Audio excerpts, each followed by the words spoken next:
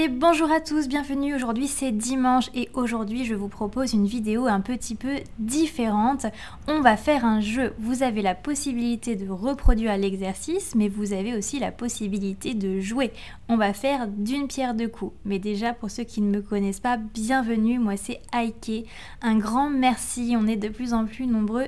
Ici, moi je suis artiste, j'aime bien me dire artiste thérapeutique parce que je suis une touche à tout et j'adore utiliser tous les canaux artistiques que je maîtrise pour vous proposer des exercices spécifiques art thérapie, art zen pour aller mieux au quotidien, pour vous aider à dépasser des choses, des émotions, des événements, mais aussi tout simplement développer votre créativité.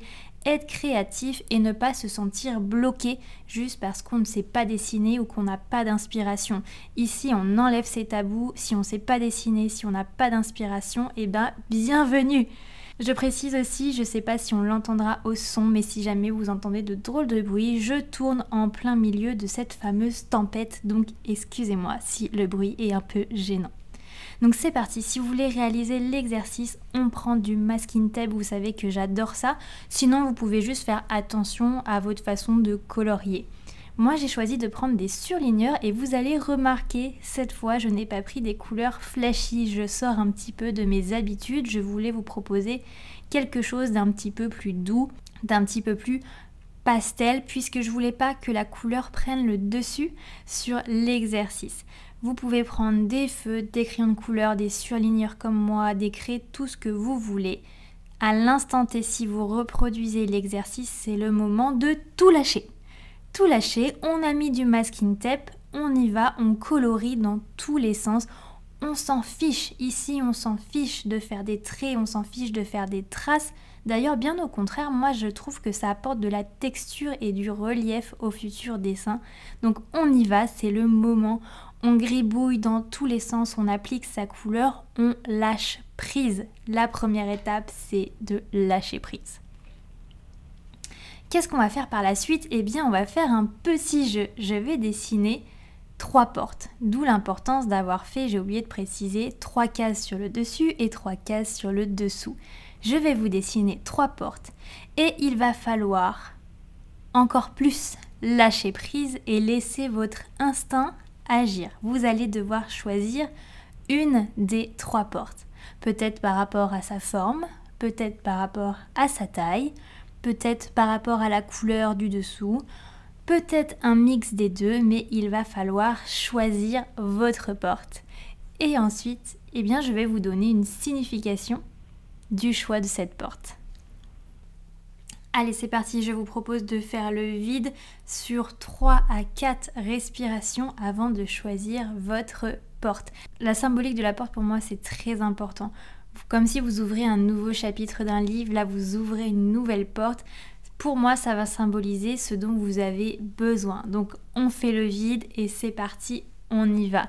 La première porte que je vous propose sur ce petit fond rose, c'est une porte, somme toute, classique. Une porte carrée avec une poignée carrée, que des lignes droites. Est-ce que cette porte vous parle? Tout ce qui est droite, avec un fond rose, très géométrique, très classique, avec une petite fenêtre et sa petite poignée. La deuxième porte que je vous propose, c'est une porte plus arrondie, beaucoup moins conventionnelle, avec un hublot rond, bien évidemment, sous forme de tourbillon et une jolie poignée toute ronde, toute pleine, sur un joli fond bleu. Et la dernière porte que je vous propose, c'est une porte triangulaire, avec un hublot triangulaire également, beaucoup plus rectiligne que la porte bleue, avec une poignée aussi en triangle, sur un joli fond jaune. Donc instinctivement, sans réfléchir, est-ce que vous êtes plus porte carré rose, porte ronde bleue ou porte triangulaire jaune? 1, 2, 3, c'est parti. Si vous avez choisi la porte ronde, vous allez ouvrir cette porte. Et cette porte vous emmène dans un monde tout doux, plein de nuages, tout arrondi.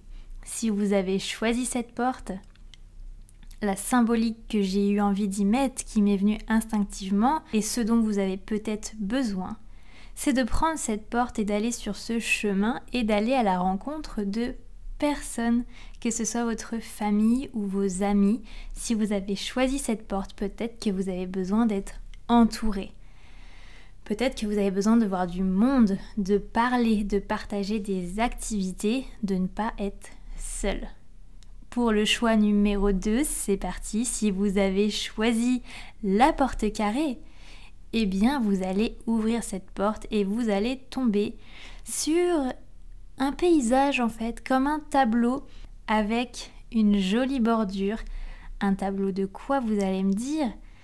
Eh bien j'ai créé cette porte sur un fond jaune.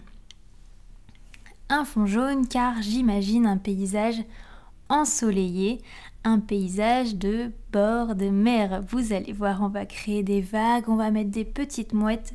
Donc peut-être que si vous avez choisi cette porte rose très carrée, peut-être avez-vous besoin de vacances, peut-être avez-vous besoin de soleil, de vous reposer, de prendre un moment pour vous, un moment douceur, un moment bien-être, de vous ressourcer en vitamines au bord de la mer avec un grand soleil.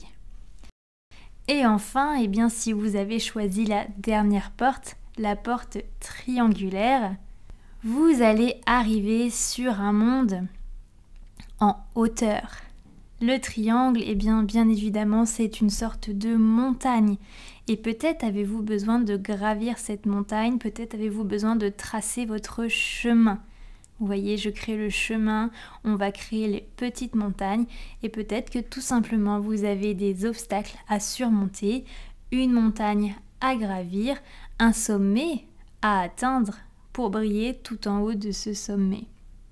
Voilà, dites-moi en commentaire la porte que vous avez choisie et si la signification vous parle. J'ai trouvé cet exercice rigolo, fun, on joue ensemble et c'est quelque chose que vous pouvez réaliser aussi.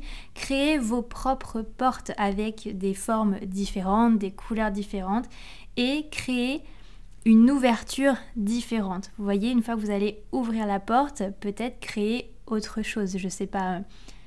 Par exemple, partager un moment sportif, vous défouler. Ou aller à l'étranger, rencontrer de nouvelles cultures, ou aller dans la nature. À vous d'y mettre la symbolique que vous avez envie et la magie, comme à chaque fois quand on enlève ce fameux masking tape. C'est la magie du dessin, les bords sont nets, les bords sont propres et ces petites portes ressortent encore plus. Voilà la team, j'espère que vous aurez passé un bon moment, ça m'a fait super plaisir de faire ce petit jeu avec vous. Dites-moi surtout en commentaire quelle porte vous avez choisie et on se retrouve mercredi pour le prochain exercice. En attendant, j'ai qu'une chose à vous dire, restez inspirés, restez positifs.